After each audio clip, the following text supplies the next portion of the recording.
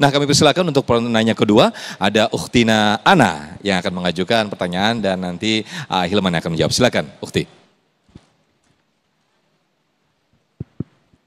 Assalamualaikum warahmatullahi wabarakatuh, Ustaz. Waalaikumsalam warahmatullahi wabarakatuh. Tadi disebutkan untuk agar bisa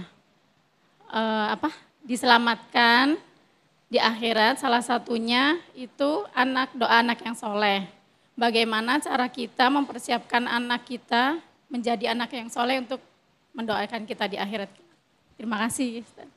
Baik, terima kasih, pertanyaan sangat menarik sekali. Silakan Hilman untuk mempersiapkan anak-anak kita untuk menyelamatkan orang tua selamat dunia akhirat. Silakan.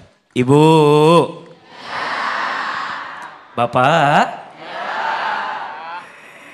Hilman, semua kita pasti pengen punya anak yang soleh, betul? Apa bekal yang harus kita hadirkan sebagai orang tua agar dengan izin Allah anak kita tumbuh jadi anak yang soleh dan harapannya saat kita nanti wafat mereka mendoakan kita, betul? Satu, solehkan diri sebelum solehkan anak. Banyak orang tua pengen punya anak yang soleh tapi lupa jadi orang tua yang soleh.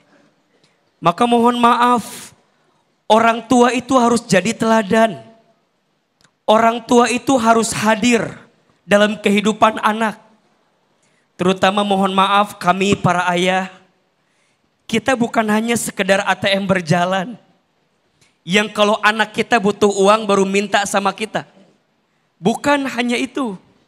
Tapi lebih dari itu, kita adalah teladan terbaik bagi anak kita. Betul? Ibu mohon maaf dalam urusan parenting. Kalau ibu bapak nyuruh anak ke masjid. Tapi bapaknya nggak ke masjid. Itu pengaruhnya hanya 2%. Tapi kalau kalimatnya diganti. Yuk ke masjid bareng bapak. Itu pengaruhnya 92%. Berarti orang tua itu teladan yang baik. Betul? Contoh yang baik. Betul? Maka satu, sebelum kita berharap punya anak yang soleh, berharaplah, berusahalah kita jadi orang tua yang soleh.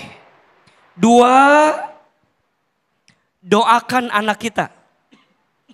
Karena mohon izin, mohon maaf, doa orang tua itu sangat mustajab kepada anaknya.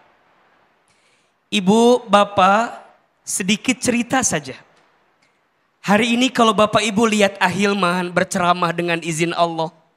Hakikatnya ini adalah doa dari orang tua kami. Dulu waktu saya tinggal di Garut, Jawa Barat. Waktu masih kecil ibunda saya tuh berharap. Kalau anaknya nanti jadi ustadz. Anaknya tuh nanti jadi guru. Maka selesai SD saya dimasukkan ke pesantren.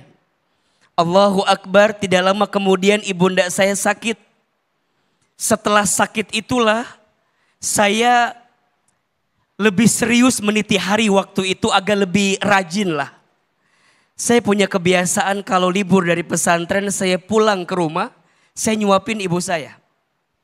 Ibu saya itu punya kebiasaan kalau pagi-pagi suka nonton ceramah ustadz-ustadz di televisi.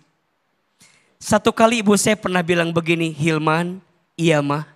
Nanti Hilman ceramah di televisi ya, kayak ustadz-ustadz itu.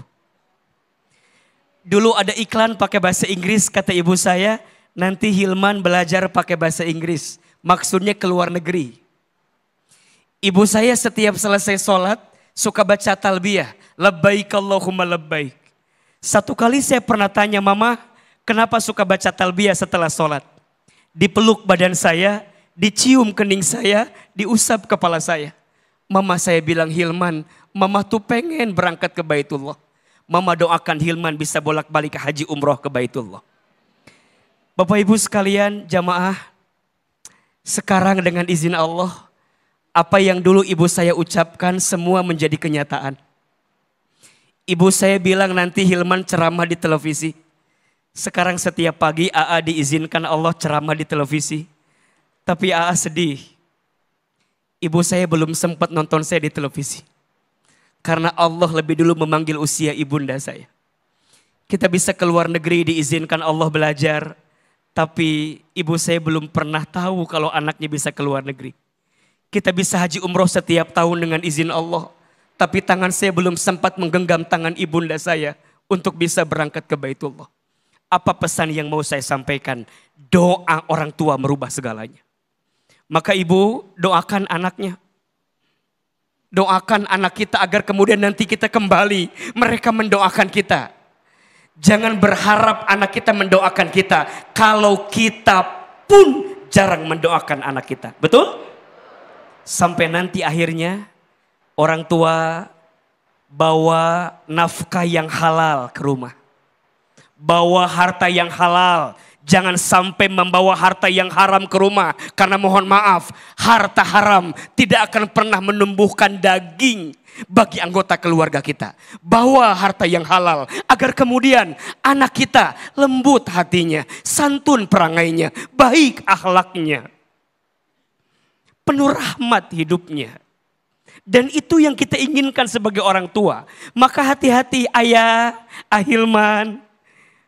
Jangan bertanya berapa banyak harta yang kamu bawa. Tapi tanya halal tidak harta yang kamu bawa.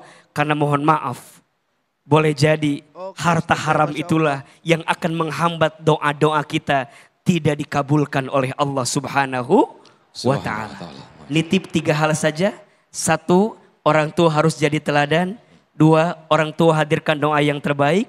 Dan yang ketiga, berikan nafkah yang halal untuk keluarga kita. Mudah-mudahan anak-anak kita mendoakan kita saat kembali kepada Allah Subhanahu wa taala. Amin, amin ya rabbal alamin. Terima kasih Ahilman atas tausiah yang disampaikan. Dan kita masih akan bahas lebih dalam lagi tentang tema kematian ini. Tetaplah bersama kami di Damai Indonesiaku. Sesaat lagi kami kembali.